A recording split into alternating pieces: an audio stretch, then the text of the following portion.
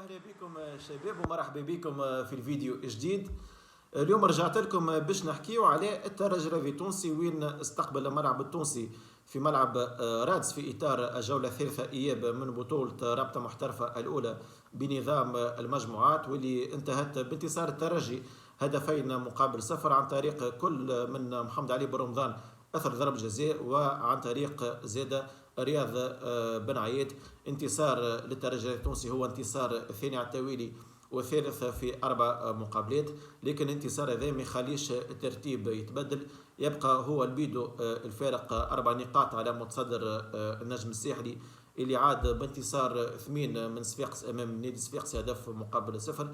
يعني في المقابله الجايه في كلاسيكو ضد النجم الساحلي في سوسه ما عندناش خيار سوى الانتصار باش يبقى علينا الامل التاهل كمتصدرين المجموعه الاولى ب4 نقاط حوافز. قبل ما نحكيو عن المقابله ما تنساوش كما العاده تعملوا كومنتير وجيم وبارتاج وتشترك في القناه وتفعل جرس التنبيهات باش يوصلكم جديد. الترجي الرياضي التونسي كما قلت فاز على الملعب التونسي 2-0، كان فوز مهم ومستحق، والاداء نتاع الجمعيه كانت مقنعه، كنا نجموا نفوزوا باكبر نتيجه، لكن نقصتنا شويه افيكاس على المرمى. لكن اهم شيء شفنا علامه امتياز لجميع اللاعبين، بالاخص رياض بن عياد اللي نعتبره رجل المباراه، قدم مقابله كبيره وفرحت له برشا بالتسجيل اول هدف ليه.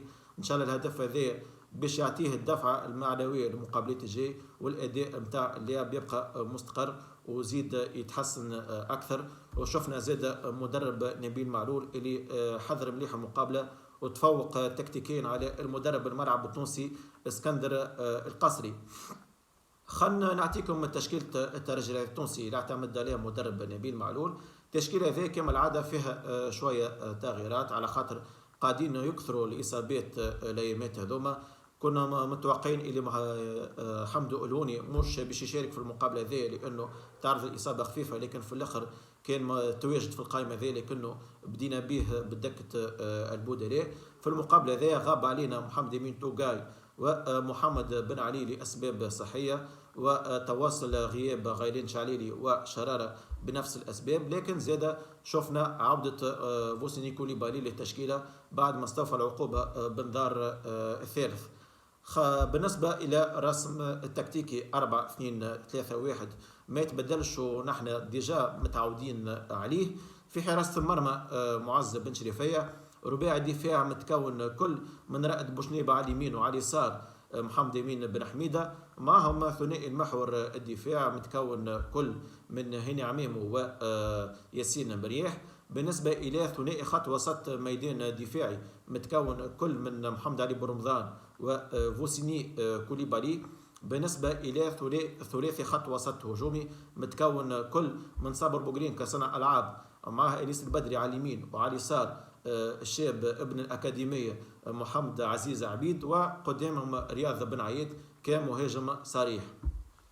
خلينا نبداو بالتحليل المقابلة، خاصة الشوط الأول. الترجي الرياضي التونسي قدم أفضل شوط أول ليه ملي بدأ هذا الموسم، سيطرنا بالطول وبالعرض، شفنا انسجام كبير بين الملاعبية، شفنا بناء الهجمة كانت أكثر سرعة وخلقنا أكثر فرص.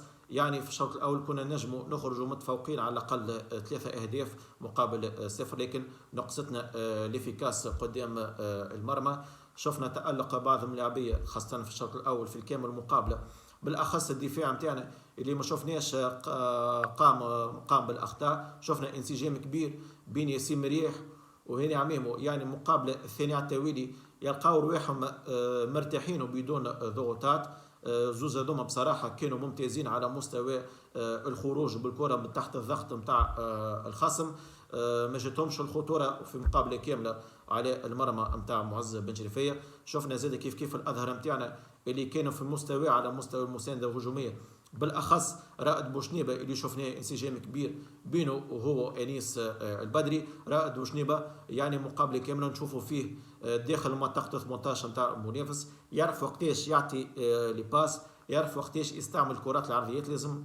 لازم الكرات العرضيات لازم يتحسن فيها اكثر، وبالنسبه انيس البدري المقابله الثالثه او الرابعه التوالي قاعد ياكد المستوى نتاعو. بصراحه ملاعب هذا تحسه يلعب مرتاح مركز مليح، يعرف وقتاش يطلب الكره، يعرف وقتاش وين يتمركز، يعرف زاد كيف يدخل في العمق نتاع الدفاع نتاع الخصم، وزاد كيف شفناه قد لكنه في الاخر سجل هدف ابيض، لكن للاسف الحكم الغاه بداعي تسلل. شفنا تألق رياض بن عياد بصراحه اللي قلق برشا دفاع الملعب التونسي بالسرعه نتاعو بالتحركات نتاعو، وجاته اهم فرصه في الشوط الاول لكن للاسف ضاعت بعد تألق الحارس عاطف دخيلي. حتى اليوم صراحة ما أثرش عليه الفرصة اللي جاته. شفنا زاد جهة اليسار اللي كانت أقل نشاط.